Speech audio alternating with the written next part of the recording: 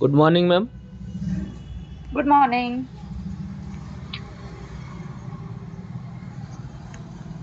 Good morning ma'am.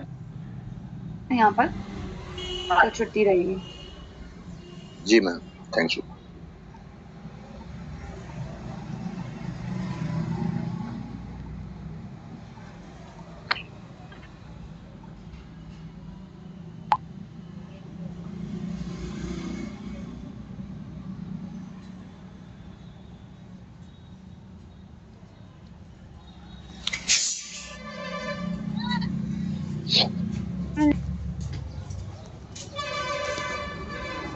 अभी सब connect हो रहे हैं, बड़ा धीरे धीरे से कनेक्ट हो रहे हैं। जी मैम। Yes ma'am. बड़े आराम आराम से कनेक्ट हो रहे हैं सब। अभी क्लास खत्म हुई है क्या आप लोगों की? नहीं मैम, 10 बजे खत्म हो गई थी। अच्छा, 10 बजे खत्म हो जाती है। जी मैम। ठीक है ठीक है।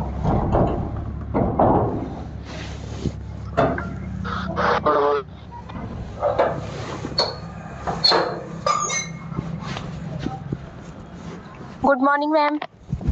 Good morning. Good morning ma'am. Good morning एक क्वेश्चन था जी। भाभी को मेरी कैपरेटी डली है तो खाना खा रही है तो बहुत सूजन हो रही है। क्या डली है? कैपरेटी डली थी ma'am. Copper T. Yes ma'am. हम्म। तो जब खाना खा रही है तो नाभि के नीचे वाले हिस्से में चुभन सी हो रही है बोले, और स्वेलिंग भी खाना आ खाते गई। समय नाभि के निचले हिस्से में मतलब लोअर एब्डोमेन वाले हिस्से में चुभन का एहसास हो रहा है उनको। यस और मैम। भी कोई दिक्कत जा रही है उनको? और स्वेलिंग भी आई है बोले मैम, और वो स्वेलिंग भी निकला। आ गई है तो फिर उनको एक बार चेक करवा लें, कहीं मिसप्लेस तो नहीं हो गई है या इन्फेक्शन तो नहीं हो गया जिसकी वजह से स्वेलिंग आ रही है। तो जिस भी डॉक्टर से उन्होंने इंसर्ट करवाया एक बार वहां पे जाके रीचेक करवा लें, वो यस एग्जामिन मैम। करवा लें वो वहां पे जाके, है ना। जी मैम। बुखार वगैरह तो नहीं आ रहा है? No ma'am. ठीक है, एक बार आप चेक करवा लीजिए उसको। यस मैम, वो गई है आज चेकअप के लिए, बता ही रही थी। एक्सरे वगैरह करवा के दिखाती हूँ बोले। जी। एक्सरा दिख करवाया हूँ, बोल रही थी आज गई है मैम वो। ठीक है ठीक है। तो अगर स्वेलिंग आ रही है तो वो अच्छी बात नहीं है, इन्फेक्शन को भी इंडिकेट कर सकता है। कई बार इन्फेक्शन की वजह से भी स्वेलिंग आना शुरू हो जाती है। तो देखिए क्या बोलती हैं आपकी madam. Okay ma'am.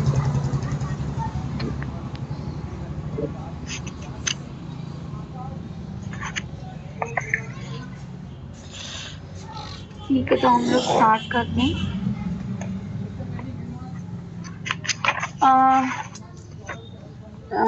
Prevention and control of non communicable diseases के बारे में हम लोगों ने देखा था कि कल कि कितना परसेंटेज रेट जो है वर्ल्ड वाइडली या ग्लोबल लेवल पे अगर हम बात करें तो डेथ रेट जो है वो बहुत ज्यादा हाई हो रहे थे, जिसकी वजह से बेसिक हेल्थ इश्यूज या नॉन कम्युनिकेबल डिसीजेस में 4 टाइप की डिसीजेस को इसमें रखा गया था।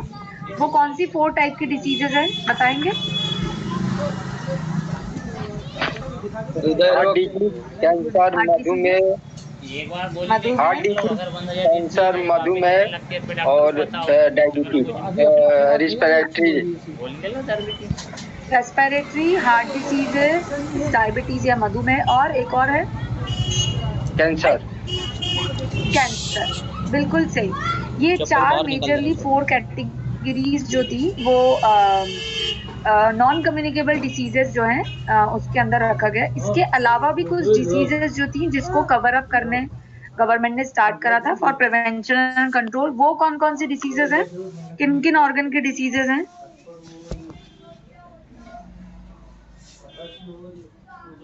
अदर टाइप की जो नॉन कम्युनिकेबल डिसीजेस में कवर किया जा रहा है अब उनको। लीवर है, किडनी है, रीनल डिसीजेस या kidney related diseases, liver related diseases,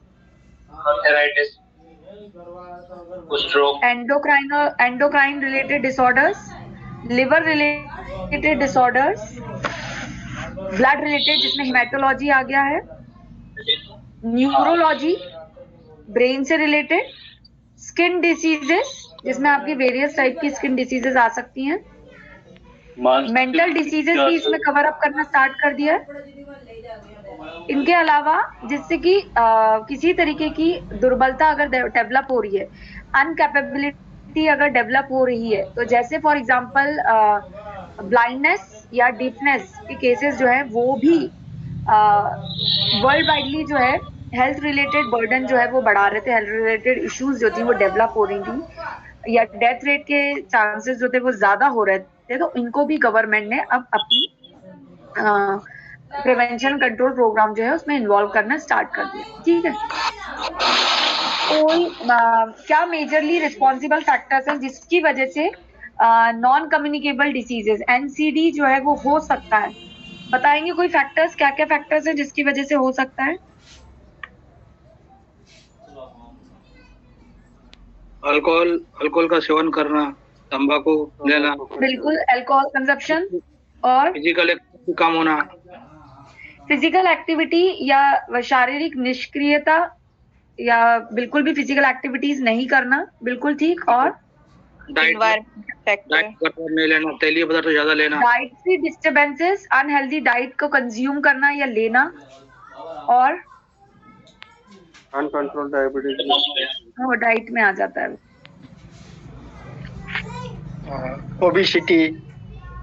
obesity एक रीजन है।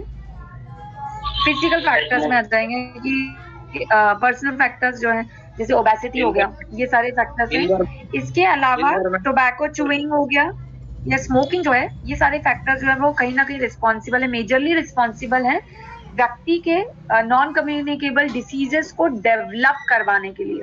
ठीक है,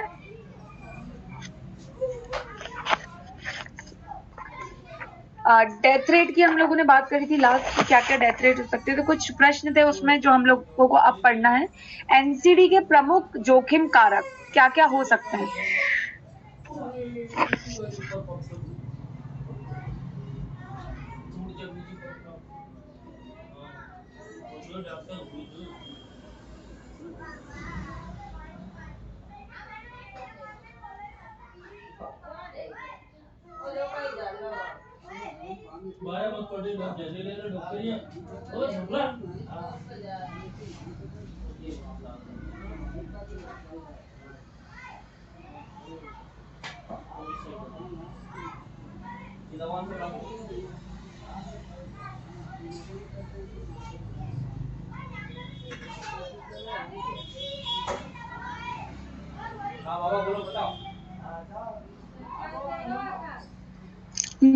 तो इसमें कुछ गैर परिवर्तित और परिवर्तित रीजंस जो है, मतलब चेंजेबल या नॉन चेंजेबल कुछ ऐसे फैक्टर्स पाए गए हैं जिसकी वजह से नॉन कम्युनिकेबल डिसीजेस जो हैं उनका जोखिम रेट या हम बोल सकते हैं होने के चांसेस जो है वो जो बढ़ जाते हैं। तो उनमें कुछ चीजें हैं जो कि नॉन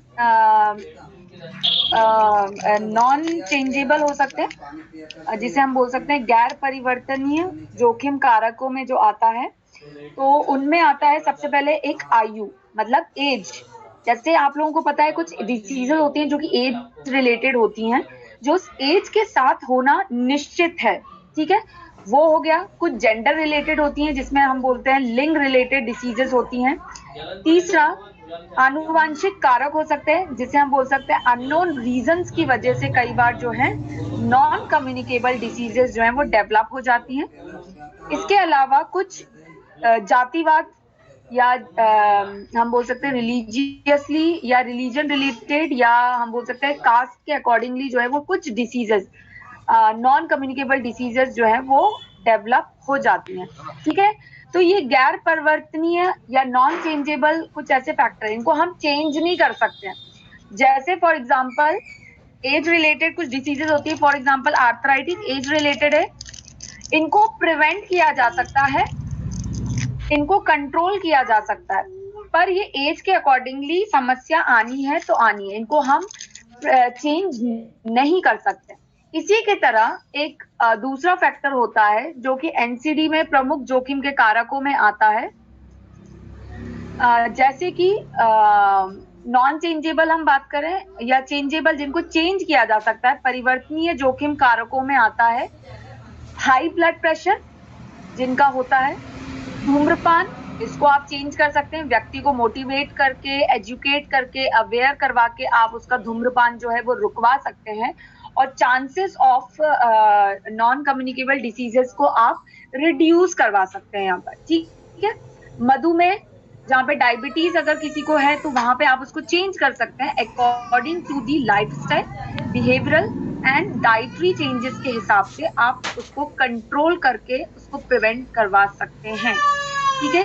शारीरिक निष्क्रियता, फिजिकल एक्टिविटी अगर किसी व्यक्ति की कंप्लीटली निल है, जीरो है, तो हम उसको मोटिवेट करेंगे, अवेयर करवाएंगे कि आपको फिजिकल एक्टिविटी करने के क्या क्या बेनिफिट हैं फॉर अ लॉन्ग टर्म, लंबे समय में आपको क्या क्या उसमें यूजफुलनेस या यूटिलिटी या एडवांटेजेस मिल सकते हैं अगर आप फिजिकली एक्टिव रहते हैं। तो अगर व्यक्ति फिजिकली इनएक्टिव है तो ये चेंजेबल कारकों में आता है, जिसकी वजह से chances of non communicable diseases जो है वो बढ़ जाते हैं, ठीक है।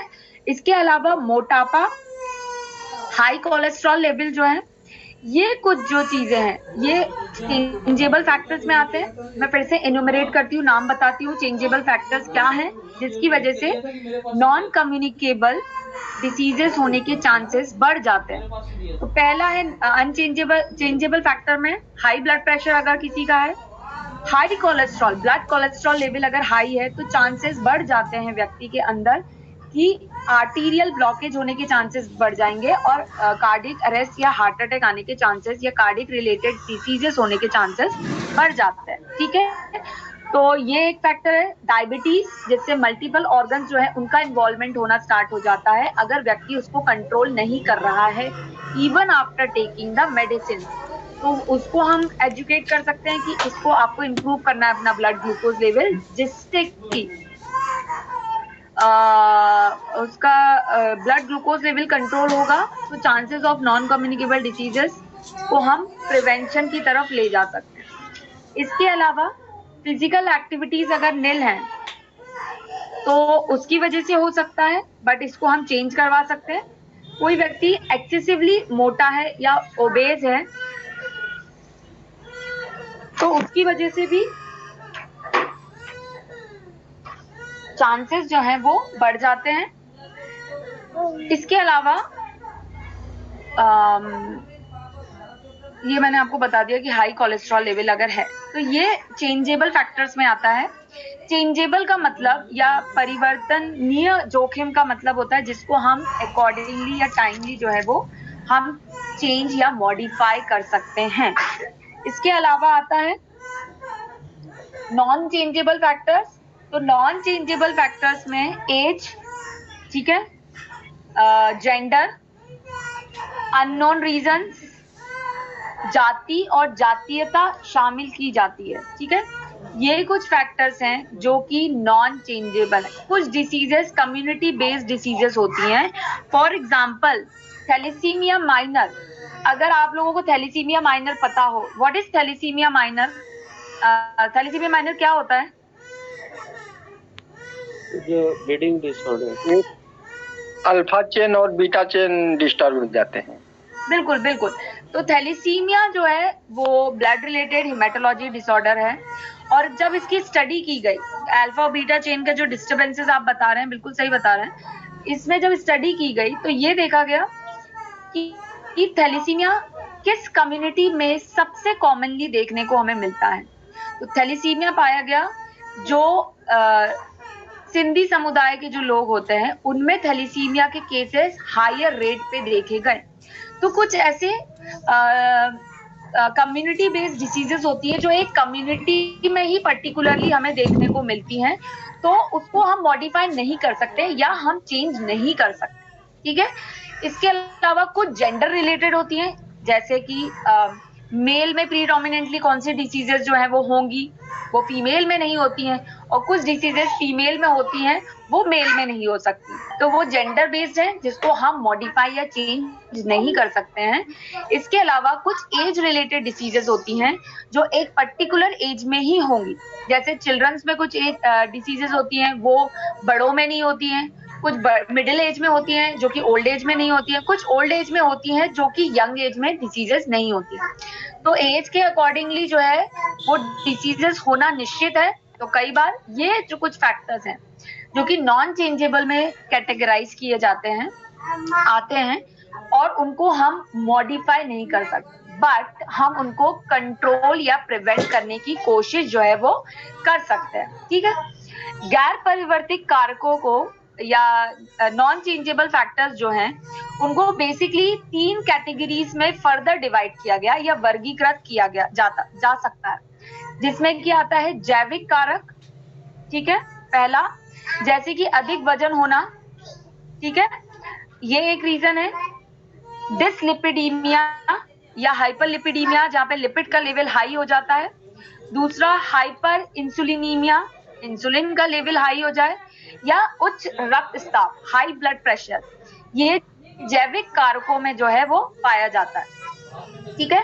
दूसरा है व्यवहार संबंधित कारक, जैसे कि आहार, शारीरिक गतिविधि की कमी होना, तंबाकू, धूम्रपान, शराब का सेवन करना।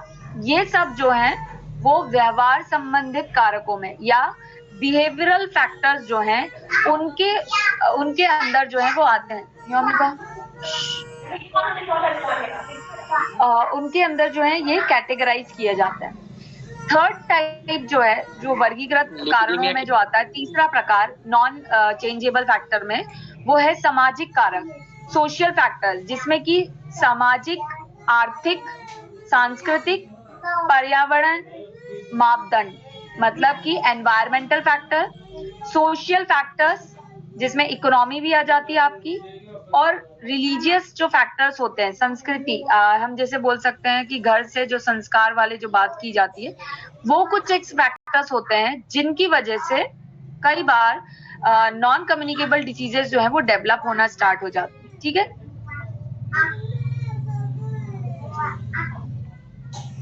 क्लियर हुआ आपको फैक्टर्स? 3 जो कैटेगरीज में डिवाइड किया गया है, ये शॉर्ट नोट में कई बार पूछा जा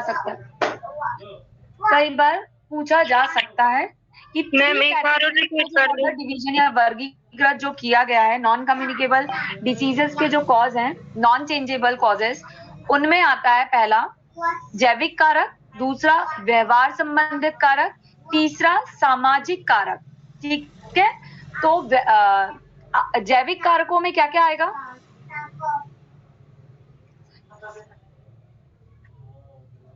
जैविक कारक कौन कौन बताएगा? कौन बता रहा है जैविक कारकों में क्या आएगा? अधिक वजन होना, वजन, इंसुलिन, हाइपर इंसुलिन, उच्च रक्तचाप। बिल्कुल। ज्यादा वजन होना, ओबेसिटी, हाइपर इंसुलिनीमिया, बॉडी में, ब्लड में इंसुलिन का लेवल हाई हो जाना, हाई ब्लड प्रेशर। ठीक है। व्यवहारिक संबंधित कारकों में क्या क्या आएंगे? शारीरिक गतिविधियों कम, धूम्रपान और तंबाकू, धूम्रपान अधिक लेना, शराब, ये शारीरिक गतिविधियों में कमी। ठीक है। तो इसमें आता है व्यक्ति खुद से क्या ऐसे फैक्टर्स हैं जो जिसकी वजह से उसे नॉन कम्युनिकेबल डिसीजेज हो रही हैं, जो खुद की वजह से वो डेवलप कर रहा है, जैसे कि आहार, डाइटरी डिस्टर्बेंसेस, फिजिकल एक्टिविटीज जो है वो डिस्टर्ब होना, फिजिकल एक्टिविटी बिल्कुल भी नहीं करना, धूम्रपान करना अधिक मात्रा में या कम मात्रा में जो भी हो, शराब का सेवन करना, ये कुछ जो चीजें हैं वो व्यवहारिक कारणों में कैटेगराइज किए जाते हैं। तीसरा टाइप, जो लास्ट टाइप है, वो है सामाजिक कारक। तो सामाजिक कारकों में क्या क्या फैक्टर्स आ सकते हैं? सामाजिक, आर्थिक, सांस्कृतिक, पर्यावरण।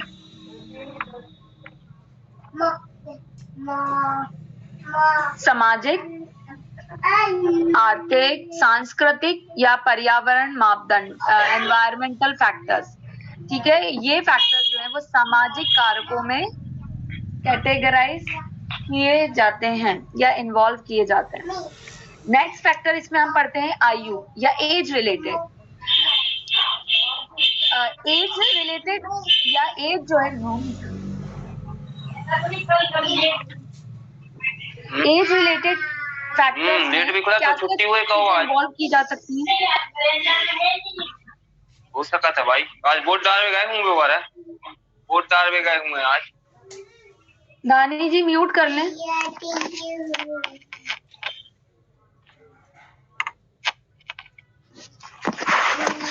एज रिलेटेड फैक्टर्स में क्या क्या चीजें आ सकती हैं, आप में से कोई बताएगा? एज हमने एक बात करी कि कुछ नॉन चेंजेबल फैक्टर्स में एज आते हैं, तो एज में एज को आप कैसे जस्टिफाई कर सकते हैं?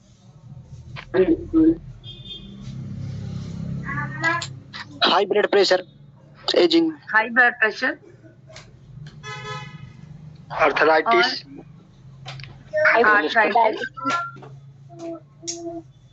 कोलेस्ट्रॉल भी आएगा जी, कोलेस्ट्रॉल भी आएगा, डायबिटीज, कोलेस्ट्रॉल भी आ जाएगा। देखिए, आमतौर पर बुजुर्ग लोगों से जुड़ी हुई या ओल्ड एज से रिलेटेड कुछ ऐसे डिसीजेस होती हैं जो कि एज रिलेटेड कैटेगरीज में जिसको हमने रखा गया है या WHO एज के अकॉर्डिंगली उसको कैटेगराइज किया गया है। ये रोग जो है जीवन के शुरुआती वर्षों में शुरू हो सकते हैं, इनिशियल स्टेज में जो है वो स्टार्ट हो सकते हैं, और जैसे कि एज को हमने कैटेगराइज किया गया है, मिडिल एज, यंग एज होता है, फिर मिडिल एज होता है, फिर ओल्ड एज वाले पर्सन जो है इसके अकॉर्डिंगली जो है वो हमने कैटेगराइज किया। और आप सबको पता है कि हर एज के हिसाब से कुछ डिसीजेस पर्टिकुलर हो सकती हैं जिसको आप प्रिवेंट कर सकते हैं अगर आप बहुत ज्यादा अलर्ट हैं तो, ठीक है, उसको आप प्रिवेंट कर सकते हैं। तो एज के जैसे ही बच्चा बॉर्न होता है उसके साथ भी कुछ डिसीजेस जो है उसके साथ प्लीज कुछ डिसीजेस जो है वो हो सकती हैं।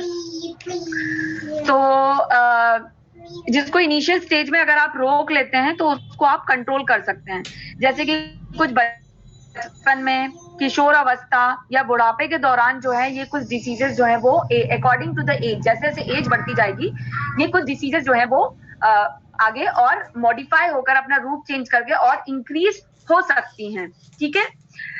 वैसे अगर देखा जाए तो NCD जो है, नॉन कम्युनिकेबल डिसीजेस जो हैं, उसकी वजह से जो डेथ रेट देखे गए तो 15 मिलियन जो मौत जो थी वो किस एज ग्रुप वाले लोगों में देखी जा रही थी, तो 15 मिलियन डेथ रेट जो है वो एज ग्रुप 30 से लेके 69 ईयर्स के जो लोग थे, 30 से लेके 69 वाले जो एज ग्रुप के जो लोग थे उनमें पर्टिकुलरली ये डेथ रेट जो है वो सबसे ज्यादा हाई देखी गई, 15 मिलियन, ठीक है, दर्ज की गई।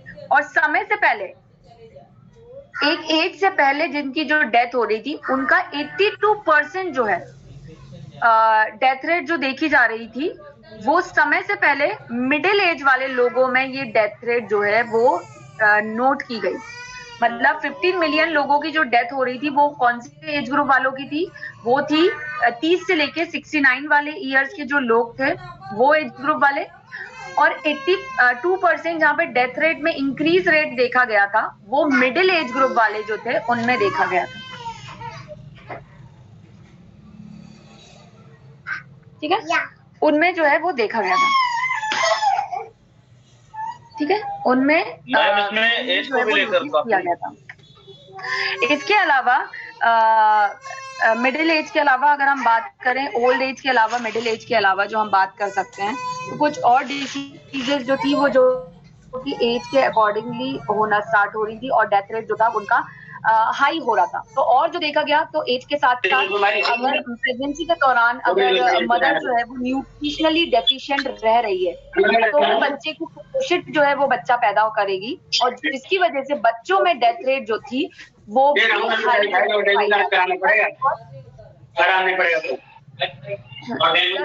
की मदर का न्यूट्रिशन लेवल जो था वो डिस्टर्ब हो रहा था और जिसकी वजह से बॉर्न बेबी जो थे वो इन्फेक्शन को इजीली कैचअप करके उनके डेथ रेट जो थी वो हाई होना स्टार्ट हो रही थी। ठीक है, तो यहाँ पे दिया गया है कि मातृ पोषण रोगों में महत्वपूर्ण भूमिका निभाता है कि माँ अगर कुपोषित है, न्यूट्रिशनली डेफिशिएंट हो रही है, तो वो कहीं ना कहीं न्यूट्रिशनली डेफिशिएंट बेबी जो है वो बॉर्न करेगी।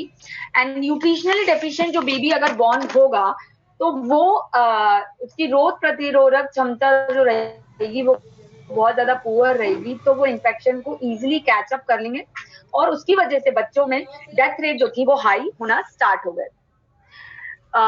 इसके अलावा अगर हम देखें कि जो आजकल ट्रेंड चल रहा है, पहले तो स्कूलों में बच्चों को भेजने का जो एज ग्रुप था वो कौन सी एज में भेजा जाता था बच्चों को स्कूल? पहले मैडम 7 साल में भेजा जाता था। 7 साल में 7 ईयर। एक हम बोले तो 5 से 6 साल के बीच के जो बच्चे होते थे उनको हम स्कूल भेजते थे। अभी ट्रेंड जो है वो चेंज हो गया है। अभी किस एज में बच्चों को स्कूल भेजना स्टार्ट कर दिया है, चाहे वो प्ले ही ग्रुप क्यों ना हो? 3 ईयर मैम, 3 साल में।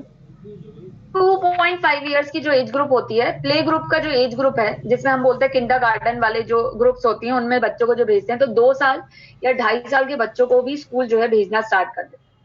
तो ये जो एज ग्रुप होती है जहाँ पे किंडरगार्टन वाली एज ग्रुप जो होती है या प्ले ग्रुप वाला जो स्कूल होता है, उनमें कई बार होता है कुछ बच्चे बहुत ज्यादा इन्फेक्शियस होते हैं या हाइजीन अगर वहां पे स्कूल में मेंटेन नहीं हो रही है, बच्चे एक दूसरे के कांटेक्ट में आते हैं, तो इसकी वजह से या इम्प्रॉपर उनको अगर भोजन या मील जो है प्रोवाइड किया जा रहा है और वो प्रॉपर डाइट ना मिलने की वजह से कई बार बच्चों के अंदर लॉन्ग टर्म में नॉन कम्युनिकेबल डिसीजेस जो है वो डेवलप होने के चांसेस जो है वो बढ़ जाते हैं। आमतौर पर ये देखा गया है कि अधिकतर बच्चों में इन्फेक्शियस डिसीजेस के अलावा नॉन कम्युनिकेबल डिसीजेस में जैसे कि बहुत ज्यादा मोटापा बढ़ जाना, बच्चों में ओबेसिटी के केसेस जो है आज की डेट में बहुत ज्यादा बढ़ गए और इसके पीछे रीजन आप लोगों को भी पता होगा कि क्यों बढ़ गया है। कोई बताएगा कि ओबेसिटी बच्चों में क्यों बढ़ता जा रहा है?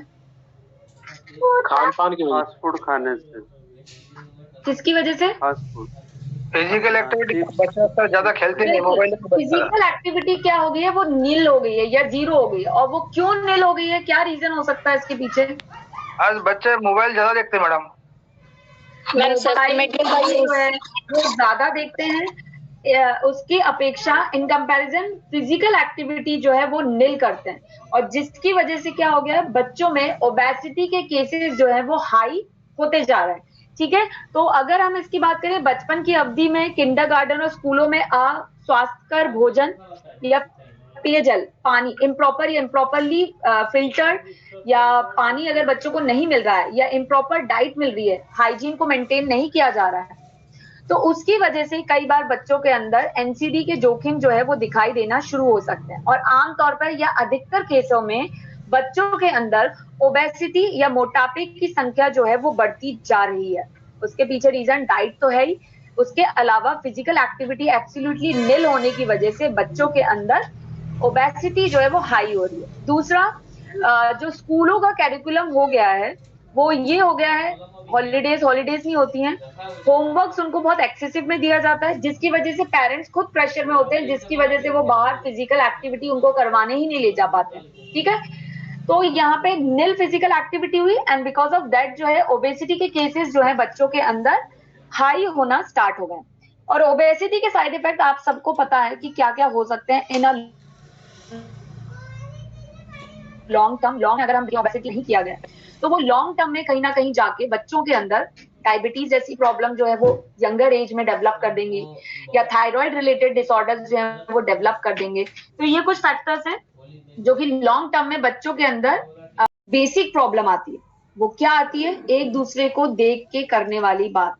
फॉर एग्जाम्पल, एक फ्रेंड अगर स्मोक कर रहा है तो दूसरा भी उसको देख के जो है स्मोक करना स्टार्ट कर देता है। तो दूसरी प्रॉब्लम जो किशोर अवस्था में आती है वो है धूम्रपान और शराब पीने जैसी नई और हानिकारक आदतें प्राप्त कर सकते हैं। ठीक है, तो ये एज ग्रुप जो होती है, सबसे ज्यादा पेरेंट जो है यहाँ पर अलर्ट रहने की जरूरत है, क्योंकि यहाँ पर हार्मोनल चेंजेस जो बिहेवियरल चेंजेस बच्चे इस ग्रुप में, अकॉर्डिंग टू साइकोलॉजी अगर हम बात करें जो टीन एज वाले बच्चे जो होते हैं, इस एज में अपने जो प्लेमेट्स होते हैं या अपने जो फ्रेंड्स होते हैं उन पे ज्यादा विश्वास करते हैं in comparison to their parents. तो यहाँ पे पेरेंट्स और बच्चों के बीच में कन्फ्लिक्ट आना जो है वो स्टार्ट हो जाता है। कन्फ्लिक्ट मतलब मतभेद आना शुरू हो जाता है। माँ बाप बोलते हैं ऐसा नहीं करना है, बच्चे बोलते हैं हम तो करेंगे क्योंकि हमारा फ्रेंड ऐसा करता है।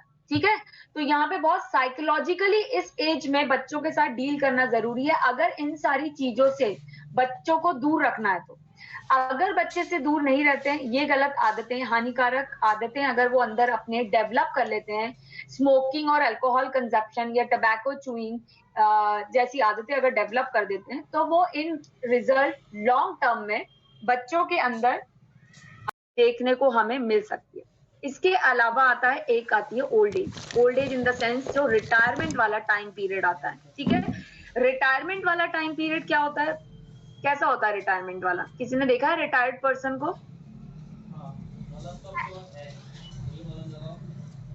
रिटायरमेंट वाले से घर में भी होंगे ना बहुत से। जैसे जो रिटायर हो जाते हैं, मतलब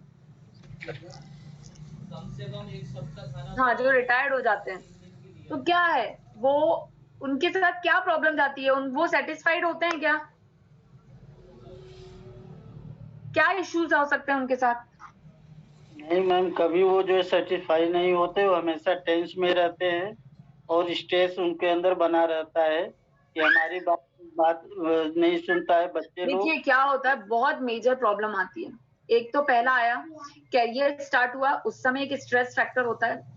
और जब व्यक्ति उस कैरियर में कॉन्स्टेंटली इतना लंबे समय तक सर्विस देने के बाद एक समय जब उसको रिटायर होकर घर पे बैठने की बात आती है, तो वो एक चुनौतीपूर्ण स्टेज जो है वो इस व्यक्ति के अंदर हम बोल सकते हैं डेवलप करवा देता है कि अब सर्विस के लिए नहीं जाना है, अब घर पे ही रहना है। ठीक है, तो यहाँ पर आ सकता है निवृत्ति या सेवा निवृत्ति या कार्यस्थल छोड़ने पर बुजुर्ग लोगों के बीच में नई चुनौतियां जो है उत्पन्न होना स्टार्ट हो जाती है।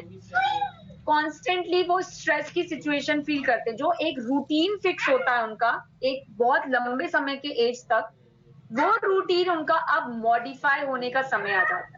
और ओल्ड एज एक ऐसी एज होती है कि उन्हें आप मोल्ड नहीं कर सकते, वो फिक्स हो चुके होते हैं, स्टैग्नेंट हो चुके होते हैं, वो उसके ही हिसाब से चलना पसंद करते हैं। और आप अब उनको दूसरों के हिसाब से चलना, घर के मेंबरों के हिसाब से जब चलना पड़ता है, तो वो एक चुनौतीपूर्ण काम हो जाता है कि मैक्सिमम टाइम जो वर्किंग प्लेस पे स्पेंड करते थे, अब वो मैक्सिमम टाइम जो है वो अपने घर पर स्पेंड करना शुरू करते हैं। तो वो उनके लिए एक स्ट्रेसफुल सिचुएशन हो जाती है। ये किन केसेस में होता है?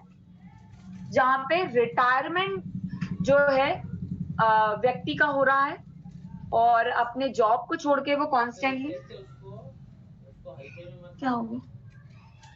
कॉन्स्टेंटली जो है वो घर पे रहना पड़ता है। तो वो एक मेंटल प्रेशर कहीं ना कहीं क्रिएट करता है। इकोनॉमी के साथ साथ मेंटल प्रेशर जो है वो भी आना शुरू हो जाता है। ठीक है, आपको पढ़ाना है क्या? बैठो।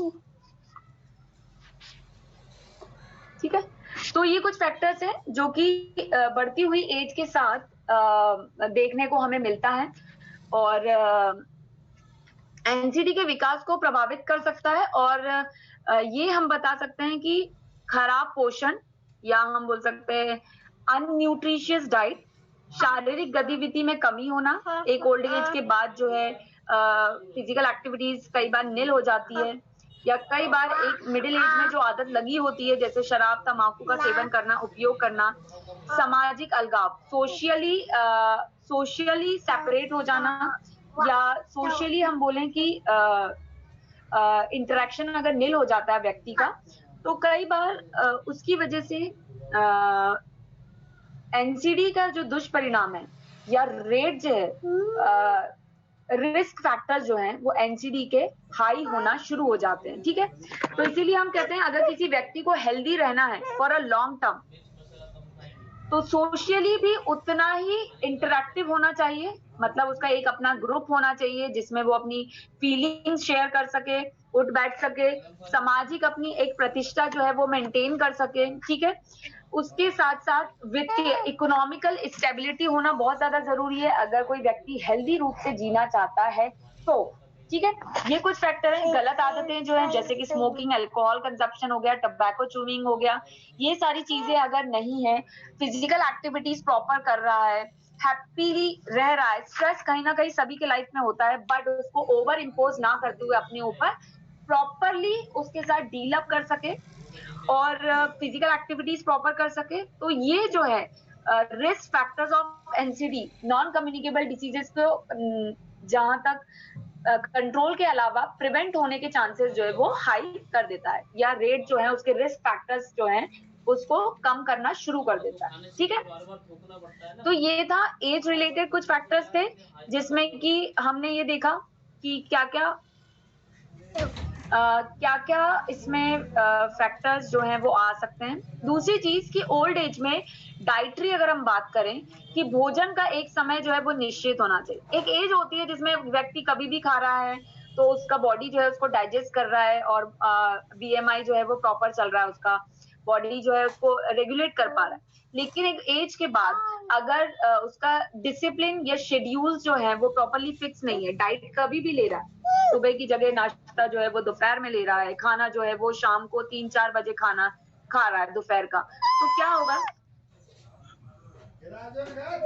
क्या हो गया?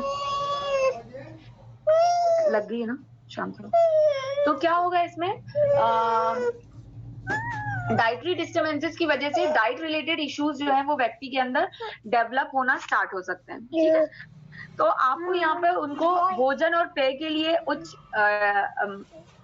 मेजरमेंट जो है या एजुकेशन जो है वो देना स्टार्ट करना होगा कि आपको डाइट किस तरीके से लेना है। जैसे कि शर्मा जी ने कल बताया था कि वो डाइटरी मैनेजमेंट पे बात करते हैं, तो हर एज के लिए एक डाइटरी मैनेजमेंट जो है वो प्रॉपर होना जरूरी है। ठीक है, इसके साथ साथ इकोनॉमी मैनेजमेंट करना भी उनको आना चाहिए, तो इसके लिए इकोनॉमी काउंसलर्स होते हैं कई बार, जहाँ पे अननेसेसरी के कई बार जो होते हैं फैमिली एक्सपेंसेस जो है वो बढ़ जाते हैं, तो उसको कैसे रेस्ट्रिक्ट या कंट्रोल किया जा सके जिससे कि व्यक्ति जो है लॉन्ग टर्म में या रिटायरमेंट की एज में जो है वो अपनी लाइफ को स्मूथली और सुकून के साथ जो है वो जी सके। इसीलिए गवर्नमेंट ने कई बार जो है वो पेंशन प्रोग्राम जो है वो रन करवा दिए हैं जिससे एक मिनिमम अमाउंट जो है उनको मिलता रहे और वो अपने खर्चों को जो है वो प्रॉपरली कर सके।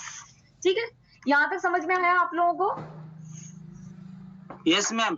ठीक है, एज रिलेटेड फैक्टर्स जो हम लोगों ने पढ़े, किस एज में क्या इश्यूज आते हैं, क्या प्रॉब्लम फेस करते हैं, हर एज में, बचपन हो गया, यंग एज हो गया, या हम बोल सकते हैं टीन एज वाले जो होते हैं वो, उसके अलावा मिडिल एज जब वो वर्किंग कंडीशन में जाते हैं, फिर रिटायरमेंट वाली जो एज आती है, जो 4 कैटेगरीज में डिवाइड किया गया है, उन चारों कैटेगरी में एक डिफरेंट लेवल का एक स्ट्रेस होता है, डिफरेंट लेवल के डिस्टर्बेंसेस आते हैं, डिफरेंट लेवल के हैबिट्स जो है वो डेवलप होते हैं, जिसकी वजह से नॉन कम्युनिकेबल डिसीजेस जो है वो डेवलप होने के चांसेस जो है वो बढ़ जाते हैं। तो आपको एज अकॉर्डिंगली यहाँ पे इंडिविजुअल को एडवाइजेस देना है कि डाइट कैसा होना चाहिए, स्लीप कैसी होना चाहिए, फिजिकल एक्टिविटी कैसी करनी चाहिए, कितनी करनी चाहिए, जिससे कि वो हेल्दी लाइफ जो है वो जी सके।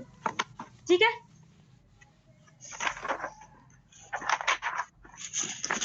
इसके बाद आता है आहार और जीवन शैली। इससे रिलेटेड कोई क्वेश्चन तो नहीं है किसी का?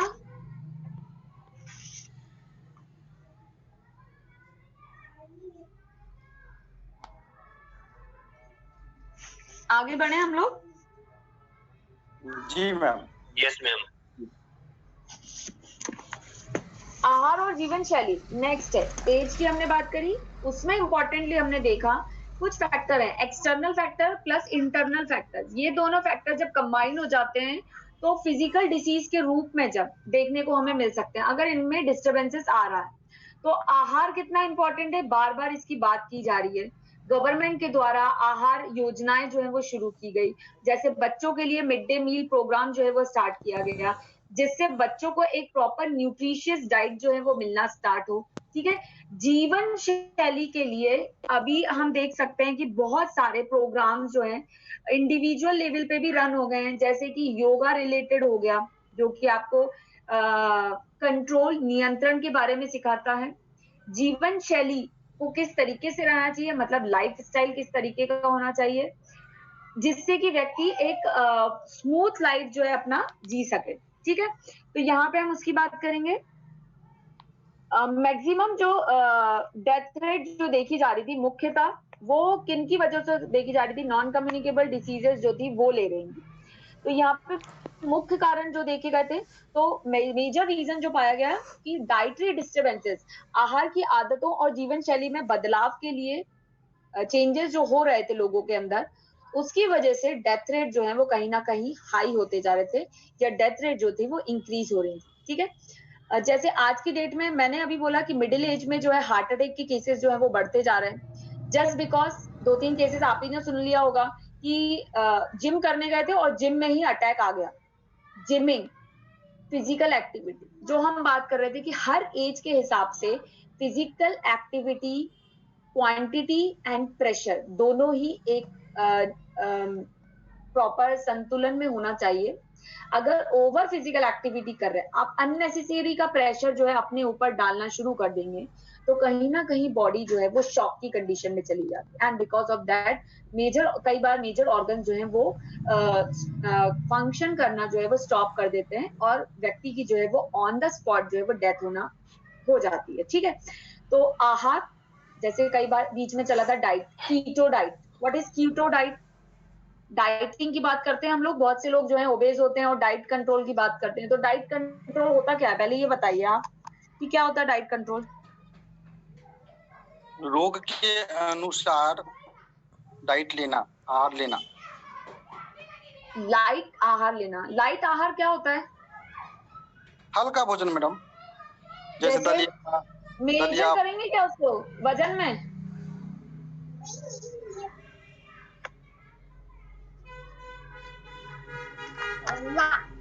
जी, लाइट भोजन क्या होता है? जहाँ 4 रोटियां खाते हैं वहाँ 2 ही खाना चाहिए,